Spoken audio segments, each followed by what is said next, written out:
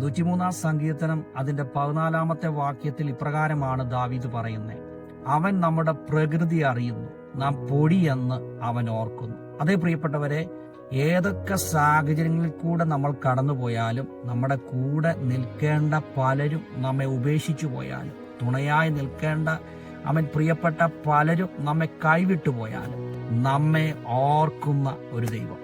ഈ വചനം കേൾക്കുന്ന പ്രിയപ്പെട്ടവരോട് ഞാൻ പറയട്ടെ, ഇന്ന് നിങ്ങളായിരിക്കുന്ന സാഹചര്യങ്ങളിൽ കൂടെ നിൽക്കേണ്ട പല പ്രിയപ്പെട്ടവരും നിങ്ങളിൽ നിന്ന് അകന്നു മാറി നിൽക്കുമ്പോൾ കർത്താവ് നിങ്ങളോട് പറയുകയാണ്, നിങ്ങളെ ഓർക്കുന്ന ഒരു കർത്താവ്. ആ കർത്താവ് നിങ്ങൾ ഇപ്പോൾ ആയിരിക്കുന്ന സാഹചര്യങ്ങളിൽ നിങ്ങൾക്ക് വേണ്ടി ഓർത്ത് നിങ്ങളെ വിടുവിക്കുന്ന ഒരു ദൈവമാണ്. കർത്താവ് പല സാഹചര്യങ്ങളിൽ നിന്ന് വിടുവിച്ച പല പ്രിയപ്പെട്ടവരെ നമുക്ക് കാണാൻ കഴിയും. അബ്രഹാമിനെ ഓർത്ത് ലോത്തിനെ ആ ഉന്മൂല നാശത്തിൽ നിന്ന് വിടുവിച്ചു. ദൈവം ഒരു കാറ്റടിപ്പിച്ച് വെള്ളം നിലച്ചു. ആ പെട്ടകത്തിൽ കയറിയ നോഹയും കുടുംബത്തെയും ദൈവം ഓർത്തു. സഹോദരി അനിഷ്ടയായെന്ന് കണ്ടപ്പോൾ ആമേൻ റാഹേലിനെ ദൈവം ഓർത്തു.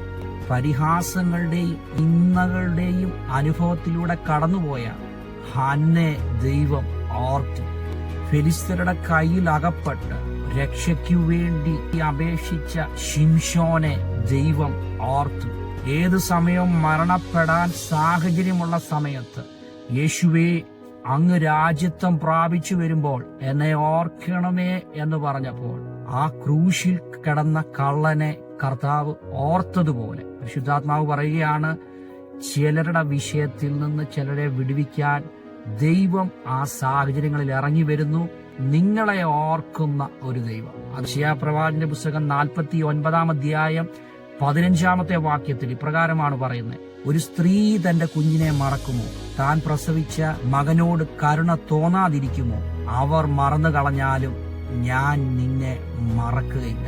അതേ പ്രിയപ്പെട്ടവരെ, ആരൊക്കെ ഓർക്കാതെ നമ്മളെ മറന്നു കളഞ്ഞാലും നമ്മളായിരിക്കുന്ന നമ്മുടെ സാഹചര്യങ്ങളിൽ ഇറങ്ങി വന്ന് ഓർക്കുന്ന ഒരു ദൈവം, ആ ഓർക്കുന്ന ദൈവം നമ്മുടെ കൂടെയുണ്ട്.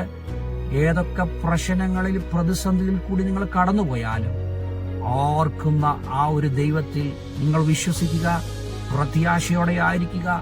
നമ്മെ ഓർക്കുന്ന ദൈവം സകല വിഷയത്തിൽ നിന്ന് നമ്മെ പുറത്തു കൊണ്ടുവരും. ആ കർത്താവിൽ പൂർണ്ണമായി ആശ്രയിക്കാം.